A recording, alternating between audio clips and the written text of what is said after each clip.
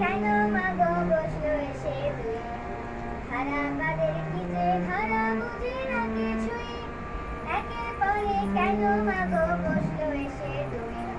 দুইয়ের পরে নয় কি বা ছয় কেন হলো না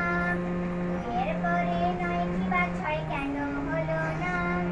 তার চেয়ে মা আমার সাথে একটু খেলো না মাগো মা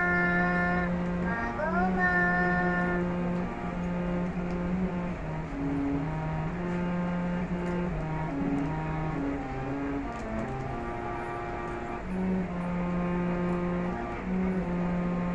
কয়ের পরে আ কেন মা কয়ের পরে খ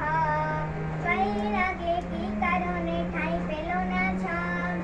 ঠাঁই পেল না ছ কয়ের পরে আ কেন মা কয়ের পরে খ ছয়ের আগে কি কারণে ঠাঁই পেল না ছ ঠাঁই পেল না ছ যুক্তি দিয়ে মাগো যদি বুঝিয়ে দিতে পারো তবেই আমি বলবো তোমায় আমার চেয়ে বড় যুক্তি দিয়ে মাগো যদি বুঝে দিতে পারো তবে আমি বলবো তোমায় আমার চেয়ে বড় নইলে তুমি লেখা পড়ায় মোটেই ভালো